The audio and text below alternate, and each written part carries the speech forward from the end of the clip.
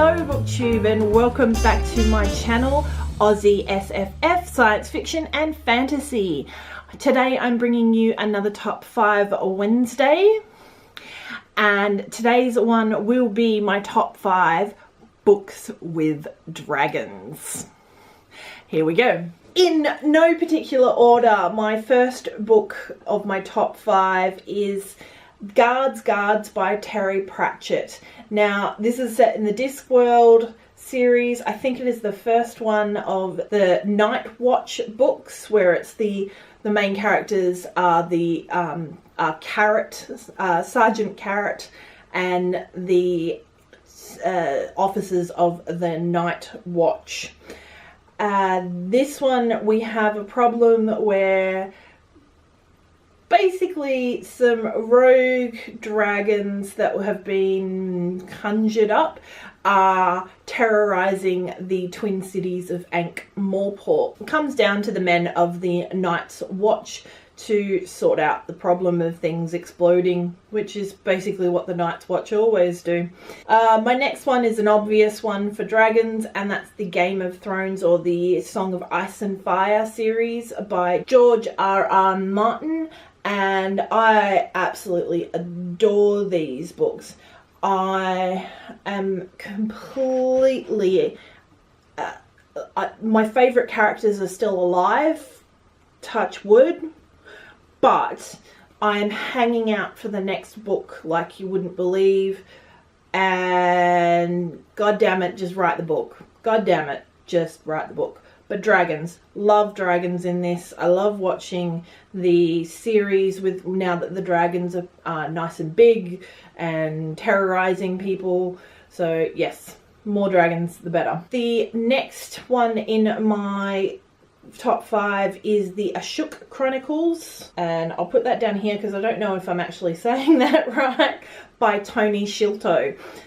These are Blood, Passion and Freedom, books 1, 2 and 3, and one of the opening scenes is this epic war battle where the dragons come in and just scour the earth, and it was truly amazing and well written, even if some of the scenes in there are hard to get your head around in a girl with the tattoo, dragon tattoo kind of way, if you get my drift. But the whole series was just amazing and I love it, and I've really got to reread it, but there's a lot of things I need to reread. So the next one, and this is another obvious one, is The Hobbit by J.R.R. Tolkien. And I love Smaug. I feel Smaug was a bit put out by being shot. I don't think that's particularly fair.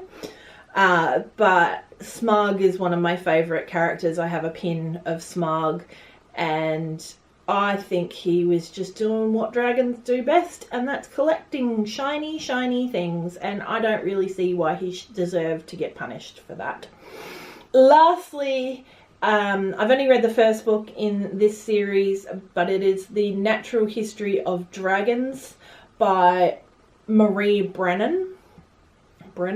I adored the way this was set up like a journal from the 1900s with a woman who was setting out basically on her own. I like the alternate history style where dragons are real, but society, and especially Victorian society, is much the same, where women don't do that sort of thing. Science isn't a women's thing, it's barely a man's thing at the time. So I think it needed more sketches in it. I would have bought them for myself. I've only picked it up from the library at work. I would have bought it for myself if it had have had sketches and things in it and done like a bit more of a journal from her perspective. And that saddened me slightly because I'm someone who grew up with the pictures of Brian Froud and those sorts of journal style books, and would have really appreciated the anatomical sketches of dragons. That being said, I like the themes enough for it to make this list. So that's that's my top 5. Thank you for watching. If you want to make any comments or tell me anything that you think I would like, please hit me up in the comments below. Give it a thumbs up, and if you haven't already, remember to hit the subscribe button, and happy reading. Bye.